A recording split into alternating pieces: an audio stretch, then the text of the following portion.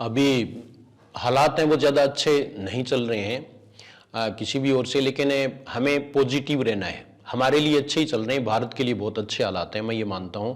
तो इसलिए इसमें हमें क्या करना चाहिए, कुछ हैं वो स्टूडेंट्स हैं, उनके फ़ोन आए कि सर अब पढ़कर क्या करेंगे, अब तो ऐसे ये युद्ध जैसी स्थिति बनी हुई है, ऐसी बात है।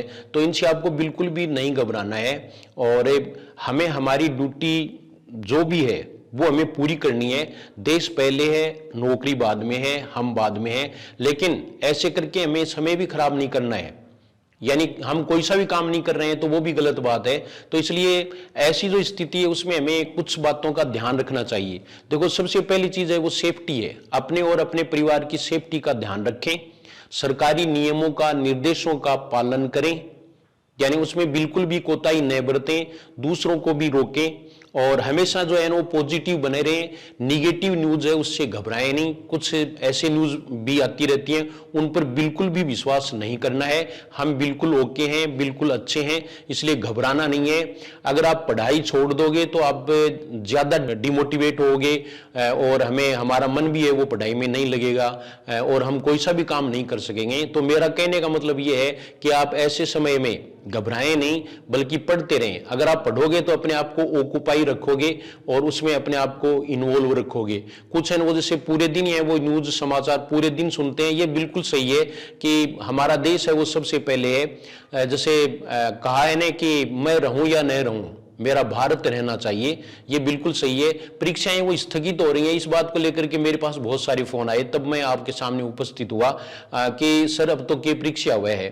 तो वो एक अलग बात है, पता नहीं ये कब ठीक हो जाए और परीक्षा वो समय पर हो जाए। इसलिए आपको कतई पढ़ाई नहीं छोड़नी है। कईयों ने पढ़ाई छोड़ दी है, कई वो घबरा भी रहे हैं। तो इन बातों से दूर रहना है हमें और बिल्कुल भी इन पर विश्वास नहीं करना है। और सबसे इंपॉर्टेंट जो बात है वो ये है कि हमें इंडियन फोर्सेस जो हैं उन पर, इंडियन आर्मी पर पूरा पूरा भरोसा रखना है। पहले भी इन पर हमने भरोसा रखा है, तो ये भरोसेमंद सेना है, हमें किसी प्रकार की कोई चिंता नहीं करनी है। ये तो एक बात हो गई। दूसरी बात यह है कि कुछ भर्ती परीक्षाएं वो स्थगित भी हो रही हैं। तो अभी मैं आपको बताऊंगा कि आरएसएस ने वीडियो की भर्ती है वो भी स्थगित कर दी है, जो पहले 12 जुलाई को होने वाली थी।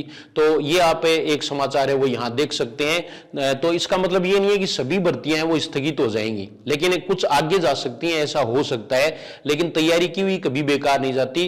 तो आप घर पर ही बैठे हैं तो फिर पढ़ क्यों नहीं लें। अब आप ये कहोगे, कहने की बात अलग है सर, मन ही नहीं करता। इसके लिए आप कमेंट करें कि मन क्यों नहीं करता है। तो आप जो है वो कमेंट करके भी बताएं कि इस समय आप क्या कर रहे हैं, पढ़ाई कर तो रहे हैं क्या। यानी पढ़ते रहो और समाचार भी लेते रहो और मस्त भी रहो, क्योंकि जो भी होगा वो अच्छा होगा, भारत के लिए बहुत अच्छा हो रहा है। तो आगे देखिए आप, ये देखो आलोक राज आरएसएस का ट्वीट है, वीडियो एग्जाम 12 जुलाई को होना मुश्किल लग रहा है, अर्थना अभी तक क्लियर होकर नहीं मिली है।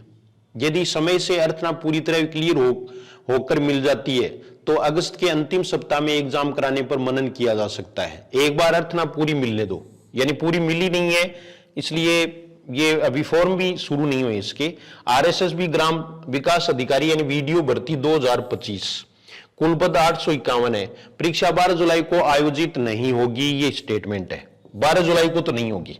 इसके बाद में वीडियो परीक्षा को अगस्त के अंतिम सप्ताह में करवाने की उम्मीद है और इसमें भी पद हैं वो बढ़ सकते हैं। जैसे पटवारी में बढ़े तो इसमें क्यों नहीं बढ़ेंगे।